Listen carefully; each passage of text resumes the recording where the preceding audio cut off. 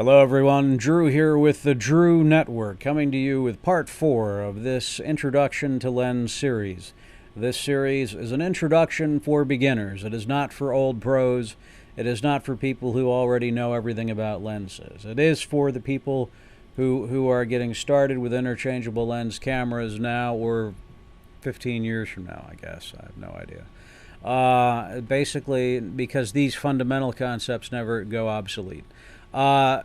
This is part 4, so if you're getting started here, please go to part 1 and endure that. And if you can endure part 1, then try to endure part 2. And if you can survive that, then go to part 3. And for the handful of you who are still alive, this is part 4. This is where I answer questions posted by people in part 3. So the series progresses, it builds upon each other. This is not the starting place. I'm going to try to do this as quickly as possible, as I've tried in all these episodes, but I'm also going to try to substantively and meaningfully answer the questions that were posted. So, this may drag on.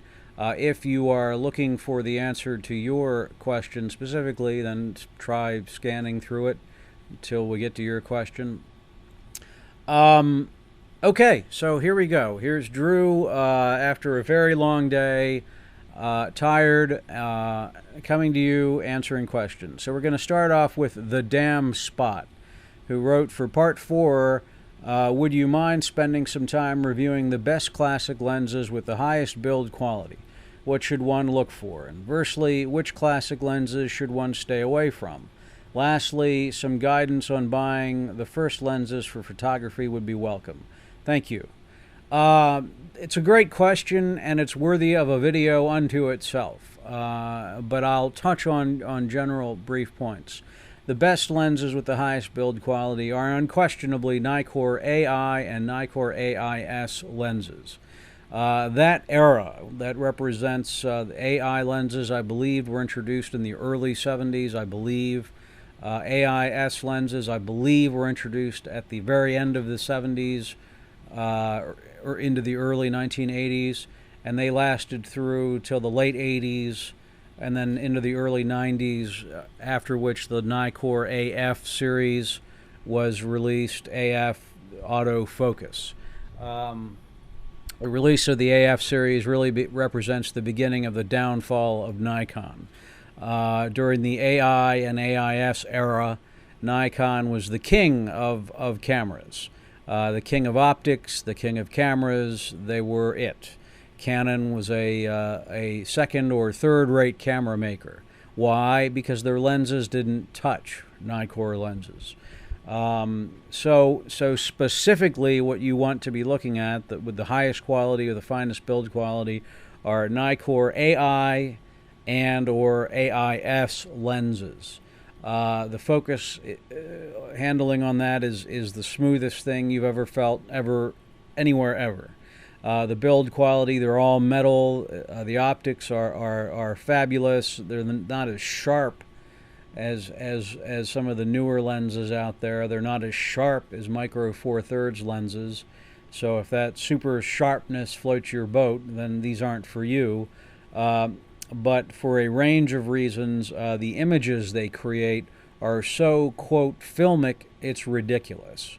Really, absolutely ridiculous. If you want your digital camera, no matter what it is, a Canon or a Hack GH2 or an FS100, if you want your camera to create something that looks filmic, Nikkor AI or AIS lenses are exactly what you want. They are works of art. They are beautiful. When Nikkor made these, they were the best in the world as far as the leading camera company.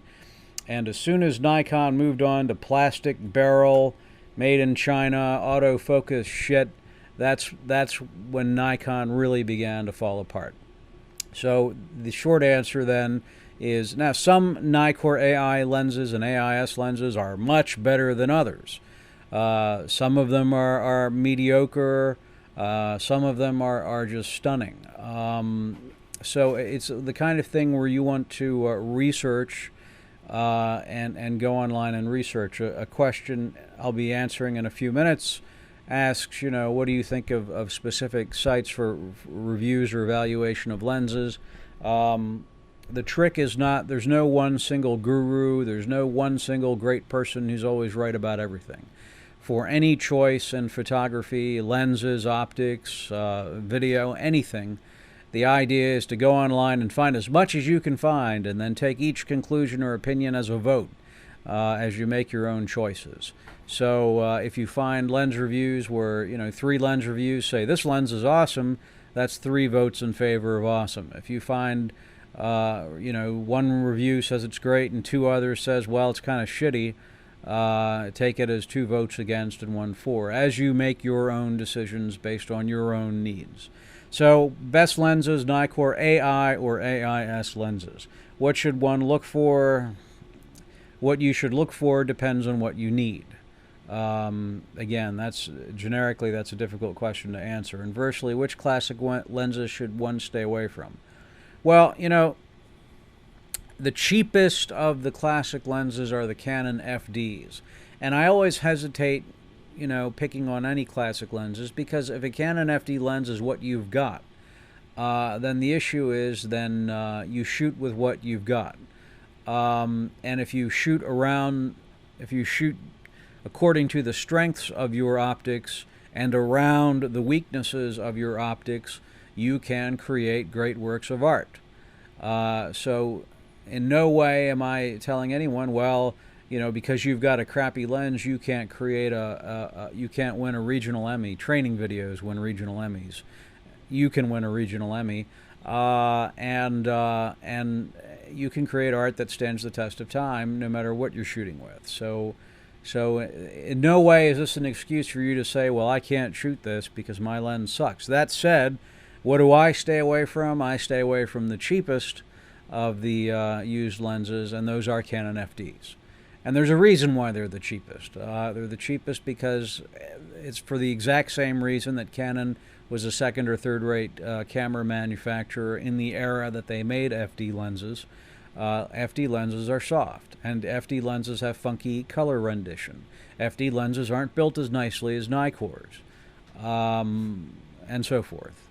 So I would avoid Canon FD, but that is in no way a condemnation of you. If you own a Canon FD lens, use it, find out what the strengths are of the lens, shoot using the strengths, shoot around the weaknesses of the optics, and you will be fine. Lastly, some guidance on buying the first lenses for photography would be welcome. It all depends on your needs. What do you need? Do you need to do portraits and headshots? Portraits and headshots are exactly the opposite of doing landscapes. If you point a landscape lens at a person's head, it's going to look weird. You know, it's going to make them look fat and ugly.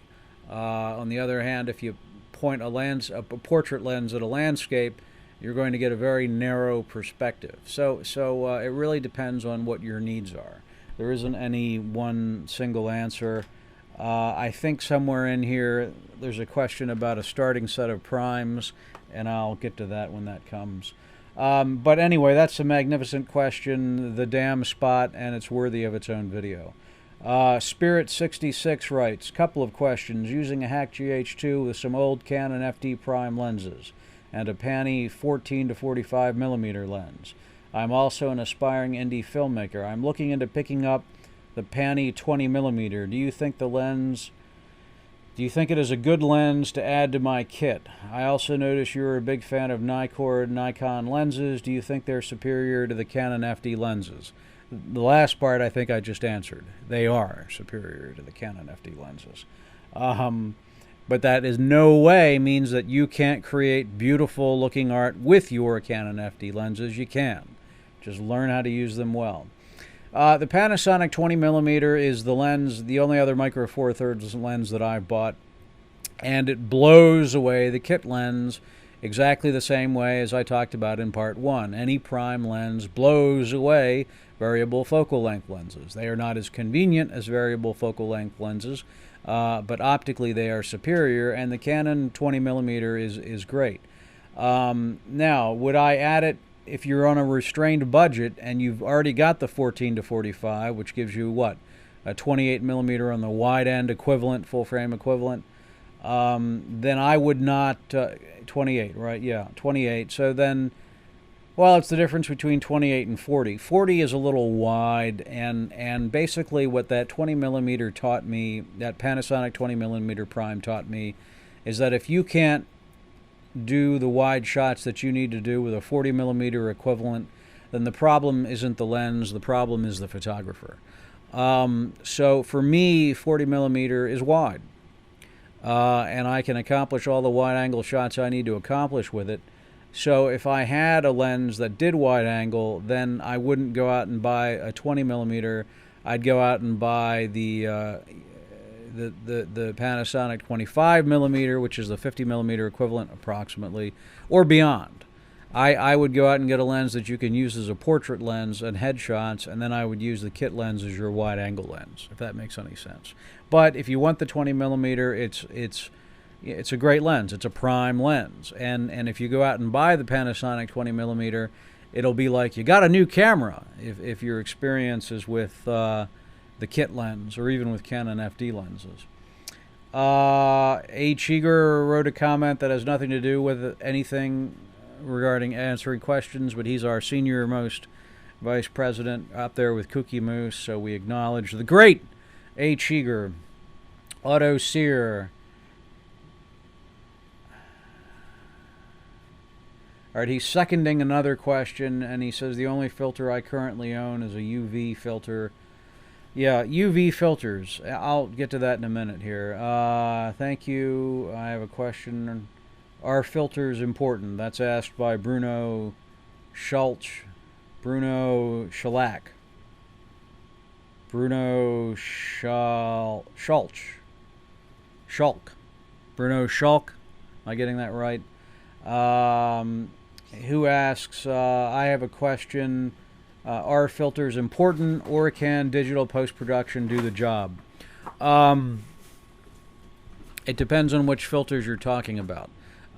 Old time, like color filters that enhance a color, those can all be done in post. But filters that help you capture data that you couldn't otherwise capture can absolutely not be done in post. And I'll describe that to you by telling you the two filters that I live by. And there are only two filters that Drew lives by. The first is a variable neutral density filter. And if you're using micro four thirds lenses, a neutral density filter is terribly important for reasons that have nothing to do with why you use them on full frame 35 millimeter lenses. A neutral density filter comes in two varieties. There's the traditional neutral density filters that are relatively cheap, like 15, 20, 30 bucks. And then there are the newer variable neutral density filters that start at 100 and I think go up to 500, something like that. A neutral density filter translates into meaning it's like sunglasses for your lens. If I stick sunglasses, you're on a bright day outside, and I want to shoot a interview, but I want a shallow depth of field. So I need to have a wide aperture. But you couldn't possibly have a wide aperture if you're shooting outside in broad daylight. Therefore, you stick sunglasses on your lens to darken it substantially, so then I can open up the iris and get a shallower depth of field while shooting a headshot. That's just one example. On the other hand, if you're using micro four thirds lenses, diffraction is a overwhelming beyond imagination for anyone with experience with classic 35 millimeter Nikkor lenses. Diffraction is something that only really kind of turns into a pain around f/22, f/16, f/22 on a classic Nikkor. On these micro four thirds lenses, diffraction can set in as early as f5.6. f8 is like the limit, and the minute you're over that, what does diffraction means? Diffraction means is that when you, a simple explanation, is that when you stop down past a certain point, the image starts to get blurry, fuzzy, not as sharp. And on micro four thirds lenses, it's outrageous. You stop down to f/22 or f/16 on a micro four thirds lens, and it looks like everything's out of focus. Really, I mean, it's a disaster. The worst diffraction I've ever seen is on that Panasonic 14 to 42 millimeter. You know, f/11, f/16 on that, and it looks like I'm out of focus. That's diffraction. So you would use a neutral density filter to avoid stopping down past f/8. There are cheap neutral density filters that are one fixed setting, and then there's a variable neutral density filter, which is like you turn a dial and it gets darker. I don't know that I've answered any of your questions really, or any of that makes sense, but that's the first filter that I live by, is a variable neutral density filter, but you don't have to spend the money for a variable one if you don't have it. And the second filter I live by is what's called a graduated neutral density filter, and what that is it's like sunglasses on the top part, and then it's graduated. The bottom part of the filter is clear. So if I were to point that at a sunrise, for example, where the top of the sky is super bright and the ground is not as bright, obviously, then the fact that the top half, the graduated neutral density filter, the fact that the top half of the filter is like sunglasses, it evens out the shot, so you're less likely, you can capture more data. So by using a graduated neutral density filter, I'm capturing more data that you could not possibly invent in post. So I don't know that I've answered any of those questions, but the UV filter, to touch on very briefly, may or may not be the biggest hoax in photography. If you use, as far as protection is concerned for your lens, I guess in theory it protects your lens. But if you've got a cheap one on, it can do more damage in the sense of image quality, especially relative to reflections. If you've got various internal reflections going on, that can degrade your image. UV filters, unlike marketing materials, do not magically make the blue cast disappear on the horizon. No. It may be the biggest running hoax in photography, the so-called UV filter. I don't have any UV filters on any of my lenses.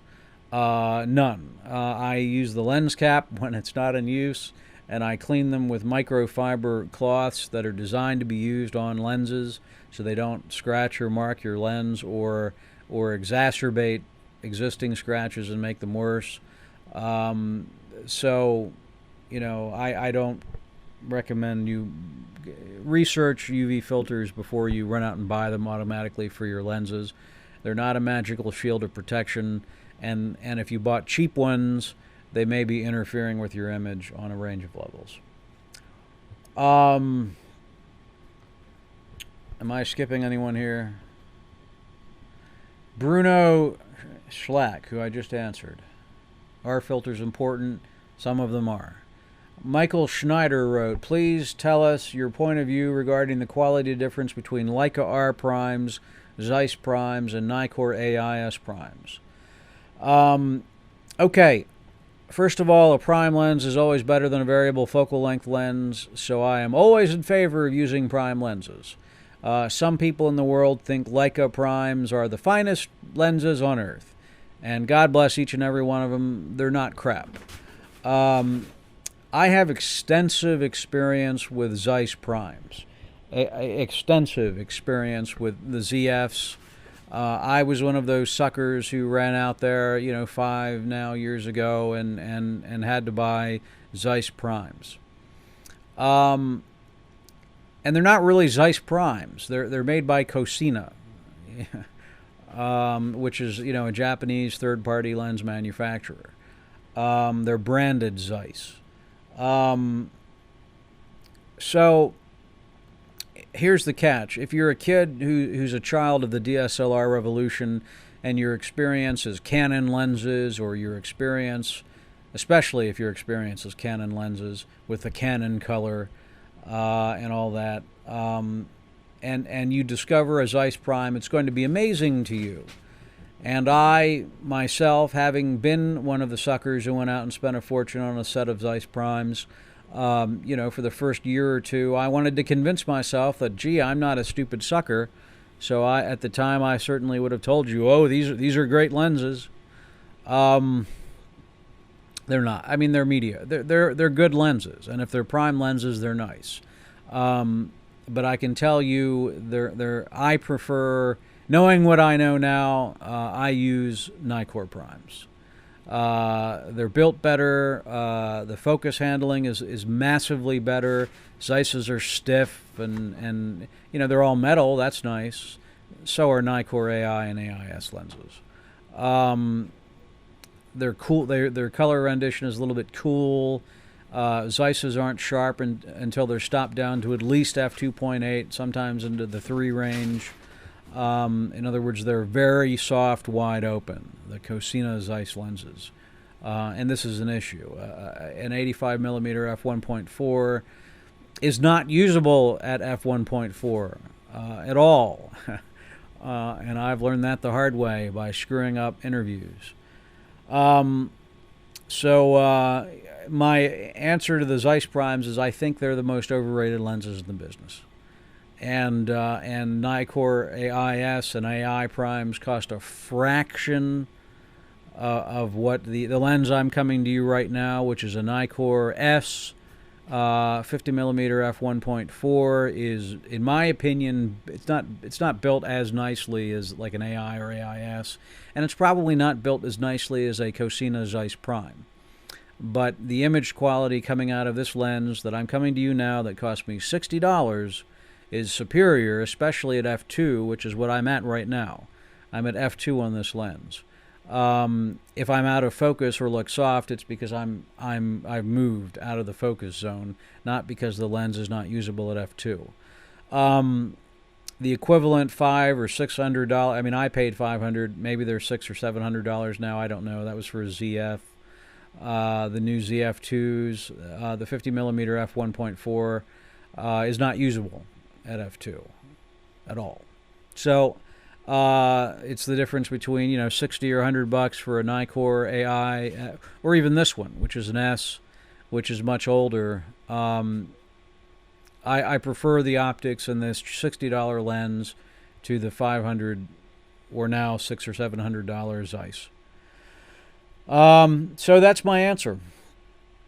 Some people worship the ground that Leica primes have passed over. I'm not one of them, but they're nice. Zeisses are overrated. Zeiss Cosinas are overrated. And I prefer Nikkor AI or AIS primes. Quadra VHS writes that he likes Edward the Cat. He's using clustered version 6 DREWnet. DREWnet, yeah. Let's see here. If you had to create a minimum fixed lens collection for very low money, which lenses would you seek out? Okay, I can answer that specifically with lower cost Nikkor AI and AIS primes, because I actually filmed this video months ago and never posted it for a range of reasons. And basically what this is a set of prime lenses for less than the price of one of the more expensive new Micro Four Thirds lenses. So you can do the math on it. The math will vary depending on the price. I always recommend buying used lenses at KEH. The very first lens I would buy, and again, you can use this on any camera that you can adapt a Nikkor F mount to. This works wonders with the GH2, even with the crop factors, guys. The first lens I would get is the Nikkor 28mm f2.8 AIS. You need to get those numbers and letters exactly right, because there are like 6 28mm lenses from Nikkor, and every single one of them are inferior to the one I'm telling you about. The Nikkor 28mm f2.8 AIS lens. Google it. Read the articles out there. It's a magnificent lens, and it's not the most expensive 28mm. It's not the fastest one. It's the second one. So I believe it'll be within the $200 to $300 price range. Again, affordable, and magnificent optics. Absolutely magnificent optics. One of the lowest distortion wide-angle lenses ever made by anyone. And if you're dealing with a crop factor, that's especially helpful, because wide-angle distortion is really what murders you, and people don't understand out there, especially when they're dealing with a hack GH2. Now this is not a portrait lens, and don't use it as a portrait lens, because all wide angles suck as portrait lenses.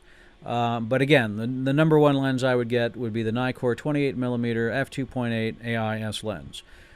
The next cheap lens that I would get would be the Nikon 50mm f1.8 AI lens, which is the lowest distortion 50mm ever made. There's a reason I picked the AI lens over the AIS lens, and there are various different versions of the AIS lens, early versions and so forth. I don't remember the reason why I picked AI. We're going back years now, and there was a specific reason why I picked the 50mm f1.8 AI over the 50mm f1.8 AIS. Again, you can pick this lens up in the $100 to $200 price range, something like that. And it's the lowest distortion 50mm ever made. It's less, and it certainly has less distortion than the 50mm f1.4 of any make from Nikon ever. So that's a winner, and again, it's cheap. The third lens I'd pick up is the Nikon 85mm f2 AI or AIS. I believe the AI and the AIS are identical. That's your perfect portrait lens, and even if you have to deal with the crop factor isn't that bad. 2 years ago, if some person had said that online, I'd have scoffed at them. Are you kidding me? It's a 2 times crop factor. I'm telling you now, it's not that bad. I mean, the difference between 85 and 170 sounds mind-boggling, but in reality, the 85 is entirely usable on a hack GH2, and the images are gorgeous. So those are the 3 lenses I'd start with, and if you combine the price, and that lens will be around 300, 350. You might be able to find a BGN rated one at KEH in the 2 range, but that's going to be the priciest one out of those 3 lenses. All 3 of those lenses have a uniform 52mm filter thread, which means you can buy one filter and use them on any of your lenses.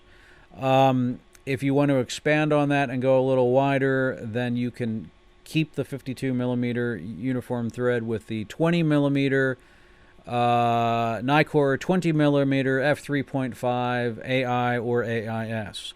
Those lenses were only made for a few years, from like 1979 to like 1983 or something like that.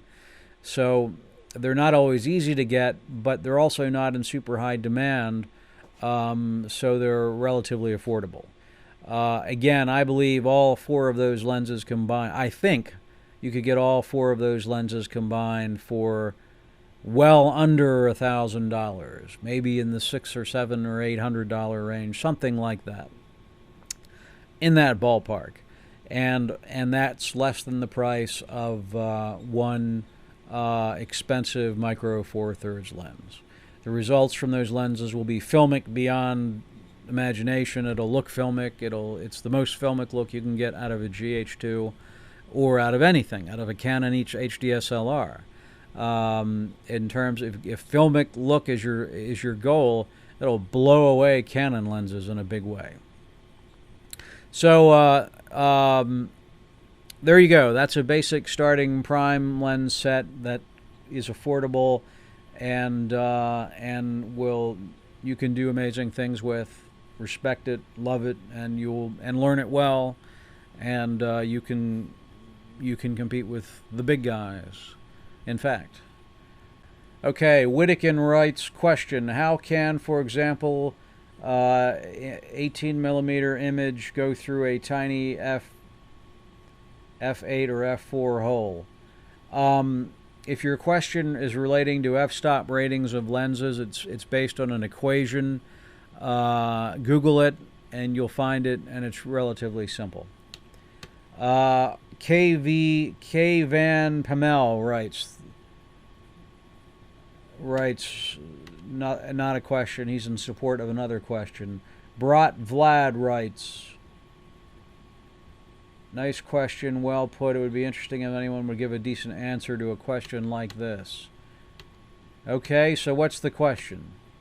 Drew Veneman writes, VP Drew seconds these questions for substantive exploration. Okay, he's not asking a question.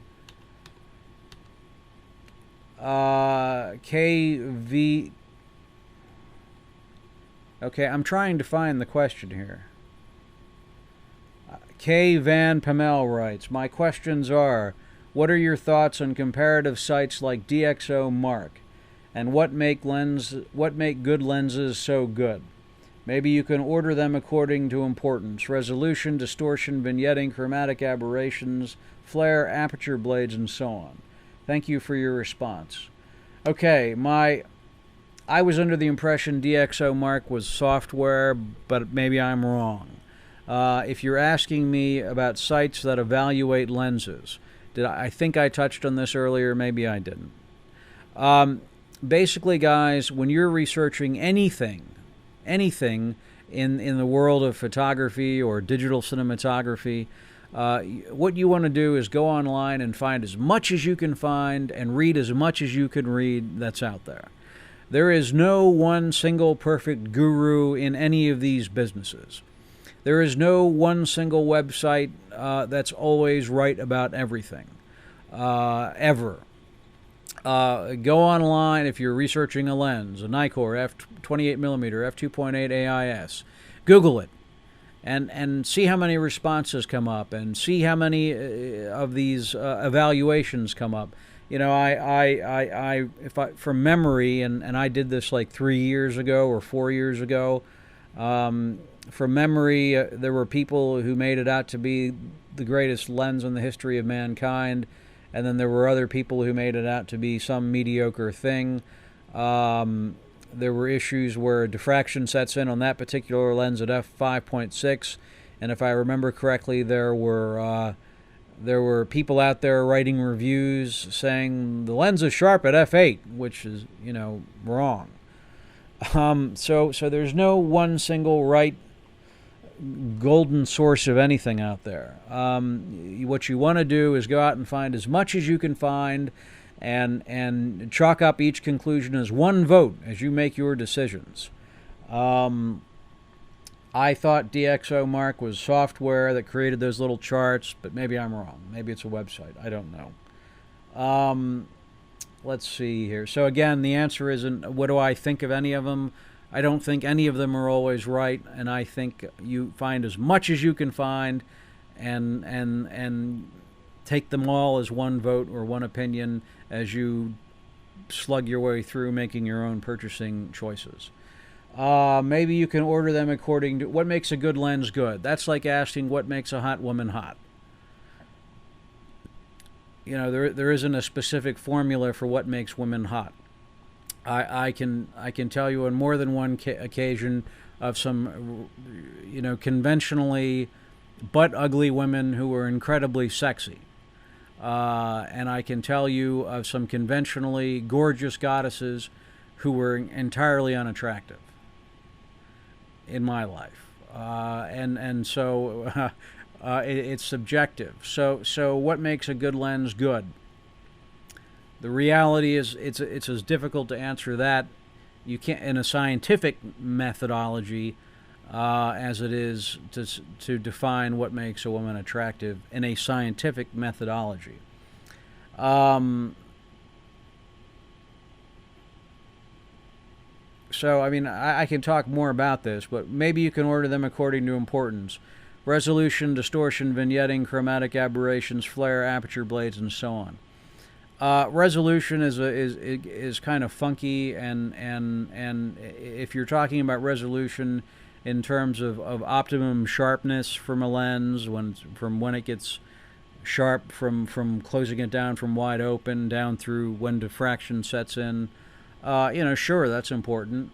But once again, you've got an entire digital cinematography crowd out there right now that's you know, claims to not like micro four thirds sharpness, and they always respond well to Nikkor lenses which aren't as sharp as a micro four thirds lens. So again, that's a subjective issue. Some people like sharpness, some people don't. Distortion. Distortion for me would be the biggest of any of the things that you cited, in a big way. I'm not a fan of distortion. I don't think anybody is. Barrel distortion on the wide end is not fun. There are different kinds of pincushion distortions. There are some pincushion distortions that can be flattering to subjects like human faces. There are other kinds of pincushion distortions that will make, noses look bigger and that kind of thing. So it's distortion is obviously not something anyone really likes. Vignetting. Vignetting is only for... Vignetting is an issue. Again, some people like the way it looks. There are plugins where you can add vignetting. If you don't like vignetting at all, or you want to shoot free of vignetting, then use full-frame 35mm lenses with a crop sensor. The Nikon 20mm f3.5 AIS lens that I talked about earlier, that lens has the worst vignetting I've ever seen on a lens. Stick it on a hack GH2 and there's no vignetting, none, zero. It's uniform from side to side. That's the advantage of the crop factor. That's the crop factor working for you, as opposed to the crop factor working against you. Chromatic aberration, that's less of an issue with video. It's a huge issue, if you're zoomed in at 400% on stills in photography. There are different forms of chromatic aberrations.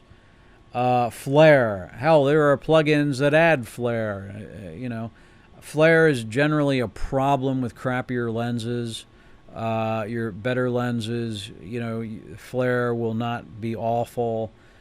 It'll certainly be livable. It's only a problem if it's distracting, if it's trashing your image. Some people like it. Aperture blades. The number of them can affect the bokeh, the quality of the autofocus areas and shallow focus. That's something, again, that you just want to...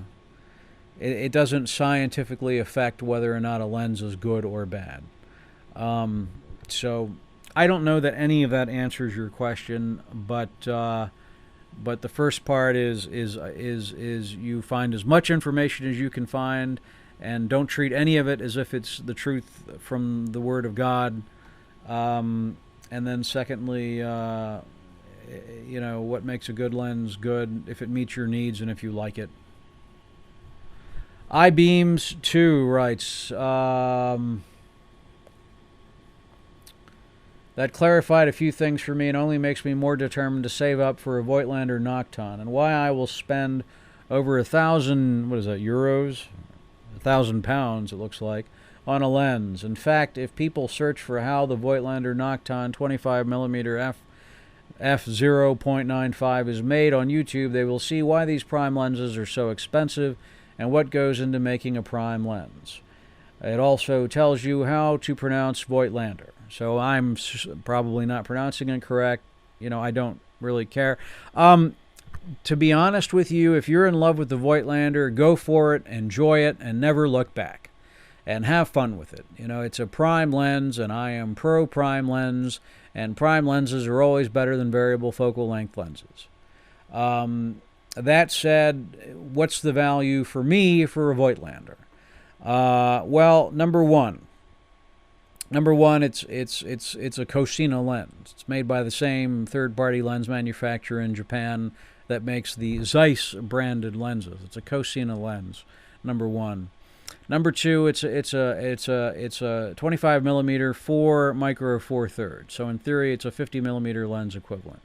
The F rating on it, gives me an erection, as it does anyone who's interested in lenses. The f0.95, really, instant erection from Drew. The problem with the lenses is twofold. Number one, the issue is it's very, very soft wide open. Unusably soft wide open. So you need to be stopped down to f2.8 and beyond before it's actually usable. Number two is vignetting. Vignetting is an issue on this lens. And vignetting is a problem that I have forgotten about since having the privilege of using crop sensors. 5D Mark III users will know all about vignetting. 5D Mark II users will know all about vignetting. Hack GH2 users or Canon APS-C users, vignetting is not an issue with a full-frame 35mm lens. So, that said, there is the $60 Nikkor S Nippon Kugaku f1.4 lens that I'm talking to you through right now that's entirely usable at f2 with no vignetting issues whatsoever on a Hack GH2. Or there's the $1,000, $1,200, whatever it is, Cosina, Voigtlander branded Cosina, that will vignette all over the place and needs to be up into the f2.8, f3 range before it's usably sharp. For me, the value is just not there on the Voigtlander. That's for me. But if you like it, go for it. And any prime lens is always better than any variable focal length lens. Barry Z 1969 writes, perhaps a short explanation on what the difference is between a good prime and a bad prime. If you like it. Build quality, image, is it sharp? When does diffraction set? I mean, that's just a tough question to answer. What's the difference between a hot woman and an ugly woman?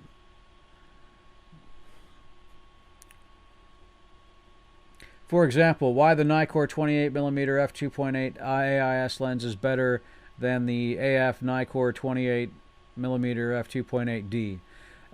It's a technical explanation regarding to the construction of the lens. The AF Nikkor 28mm f2.8D is not a wonderful lens. Now, again, going back to everything else I said, it has more distortion than the AIS lens in a big way. It's not as sharp as the f2.8 AIS lens. When you handle its, the body, it's not as, the focus isn't buttery smooth, perfectly smooth like the AIS. I mean, they are constructed differently. The 28mm f2.8D was based on the 28mm AI lens, and the AI lens is nowhere near as good as the AIS 28mm f2.8, which is also better than the 28mm f2, even though that's got a larger aperture, a bigger hole. Going back earlier in this series. So again, go Google it. It relates to the construction of it. The 28mm f2.8 is extremely low distortion, especially for anything at a normal distance, and that's what makes it a unbelievably magnificent wide-angle lens, and that's what makes it a perfectly livable normal lens on a Hack GH2.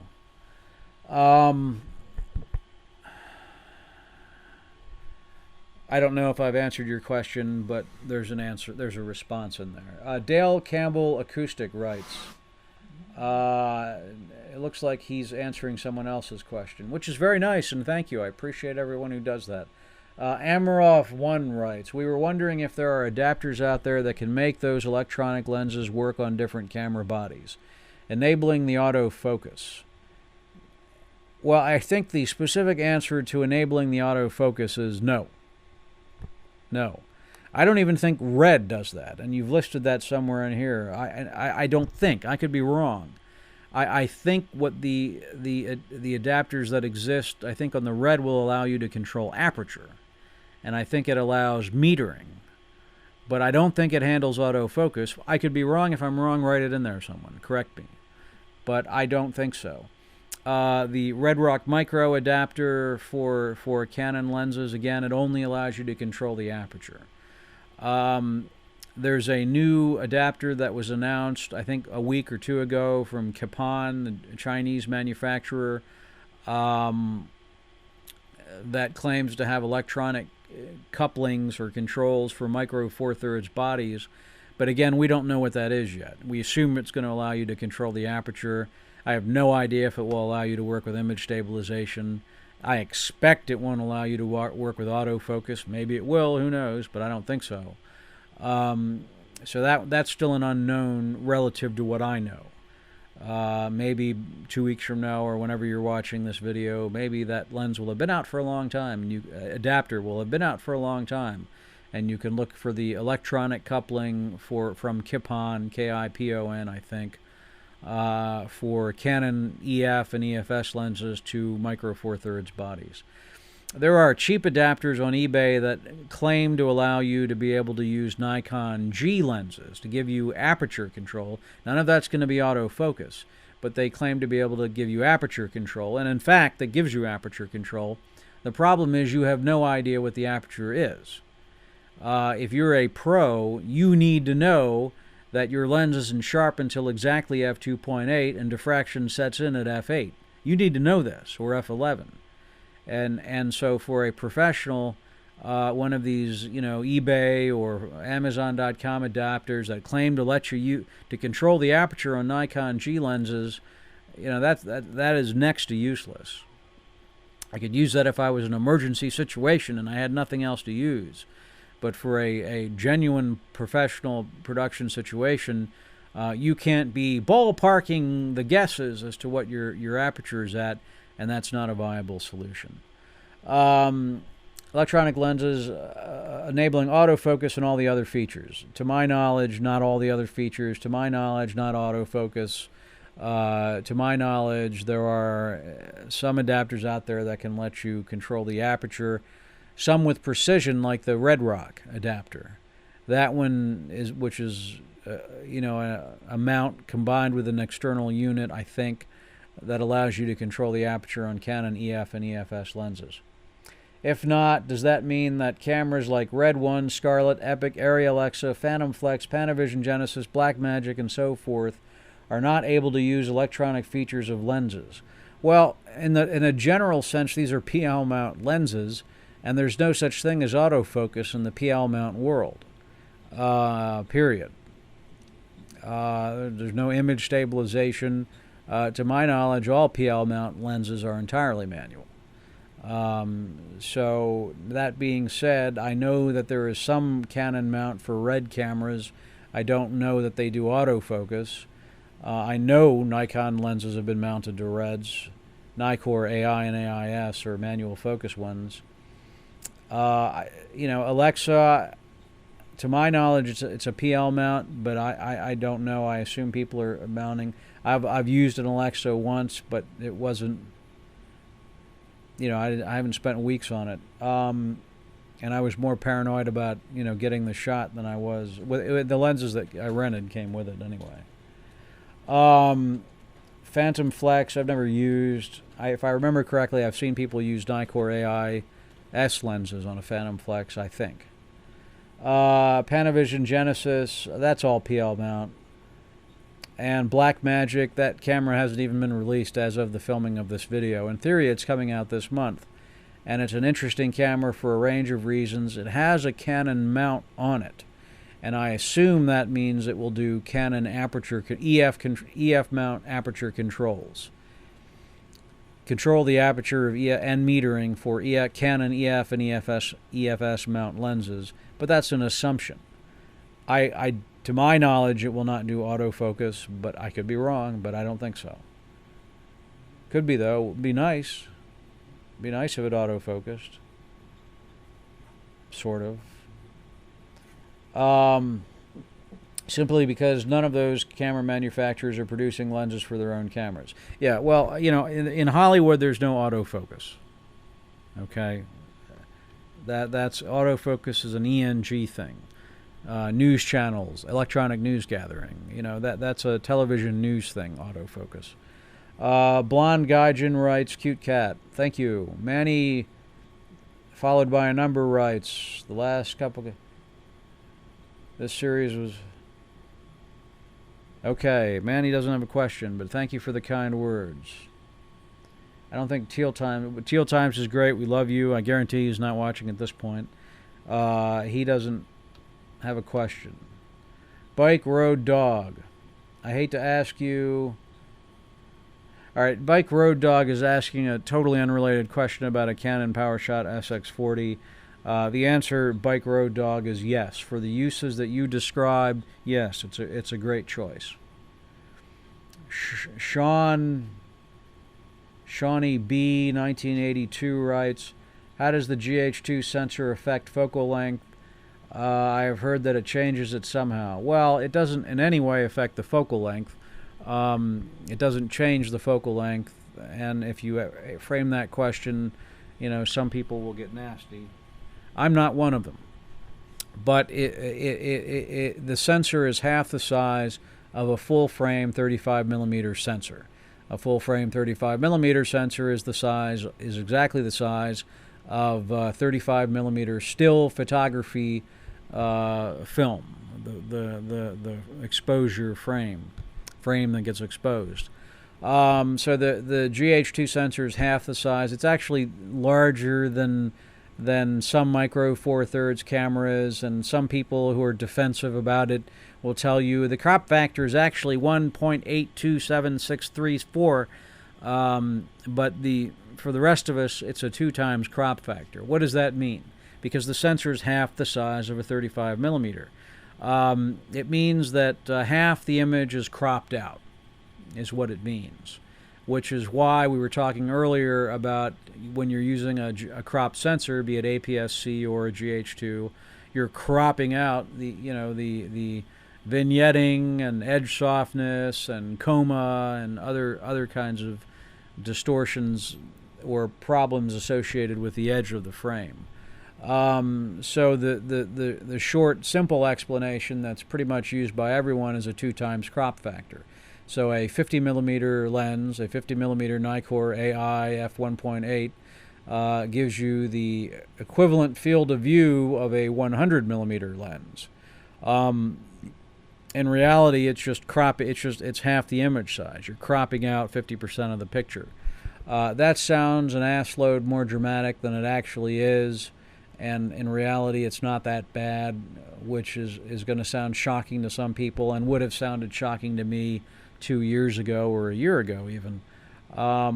But the bottom line is that, so how does it affect the focal length? It doesn't affect the focal length of the lens, but in theory, the field of view is 2 times that of what the number is in a full frame equivalent, because the sensor is half the size. So in theory, a 20mm lens is a 40mm lens on a hack GH2. Okay, Orlan Image is writing nice things, but no question. Thank you.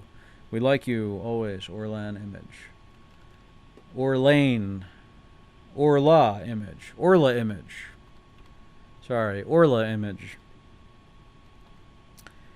Kroluk Pudding writes, hey Drew, what is your adapter of choice for Nikon AIS and AI lenses with GH2, I guess? Does it work well?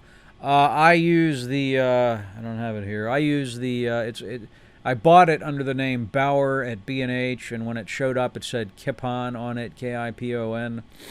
So it cost me about $100, 100 maybe in change, maybe more than 100, about that. I've never had an issue with it. It's always worked. I've had no problems. That said, I am told by many people that much cheaper adapters, the ones from PhotoDiox on Amazon.com, will work just as well. And I believe those are like $39, I think, as opposed to mine that was $100 or more dollars. So, you know, I've had no problems with the one marked Bauer at B&H that actually shows up saying Kipon. But that said, I'm not recommending that you need to go out and spend that kind of money on it, and it's entirely possible that the PhotoDiox adapters from Amazon.com will work just as well. Cody Clark writes, you talked about f1.2 being awesome in your part 2 video. I'm currently in pre-production on an independent film that will be using mostly natural light. You shouldn't be. Including some outdoor NYC nighttime scenes. We will be shooting on a hacked GH2. and have a significant budget for prime lenses.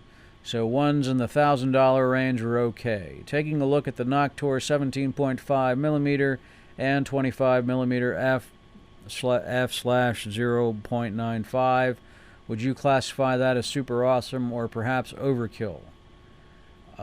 Should we stick with something lower like the f1.2 or f1.4? You know, my response regarding the 25mm, my response regarding either one of the Cosina Voigtlander branded lenses, I think I covered earlier. For me, if your budget is unlimited, I'd be going with the top of the line Nikors. There's a 50mm f1.2 from Nikor. I'd be getting that. You'll have no vignetting or any of the other issues. I mean, that's what I'd be doing. I'd be going with the top of the line Nikors, period. That said, if you go for the Voigtlanders, enjoy them and use them well. Certainly you can produce some magnificent stuff with them. But that's what I would be doing. And if you have specific questions on specific lenses, I'm happy to answer that. Send me a note. Let's see here.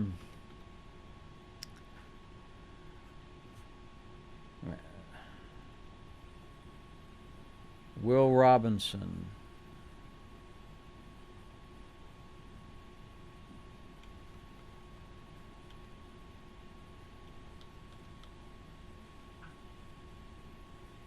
Will Robinson wrote, for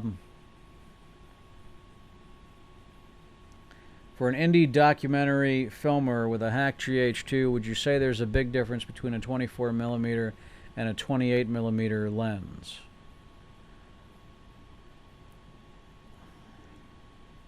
Effectively like a normal-ish 48mm or 56mm in micro four thirds. And between f2 and f2.8 apertures, given the GH2 ability to shoot in higher ISO ranges. I think I did respond to this earlier. So let's just go with my response. Okay, guys, this is officially the longest video in the history of the Drew Network. This is it, guys. In the what is it now? 4 years, something like that. 2008, 9, 10, 11, 12.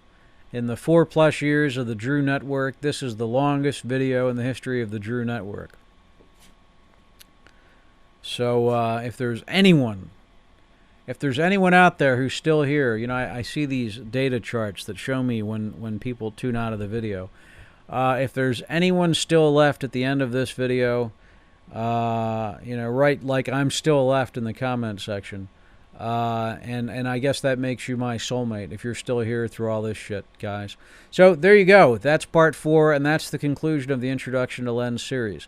The secret agenda behind the Introduction to Lens series is rather simple. When people write and ask questions about lenses, never again will I have to write an essay responding about lenses, answering lens questions. I can just say, well, check out this episode, or forward them the video and say, there you go, there's an hour's or 2 hours worth of lens discussion from the Drew Network. So in any event, guys, there it is. That's the end of this series. And this has been Drew, coming to you with the first ever attempt in the history of the Drew Network of a substantive presentation. This is Drew, wishing you well, thanking those of you who have joined me for this series, and I'll see you again with some non-substantive piece of junk video coming soon from the Drew Network. Drew signing off, wishing you well. Bye.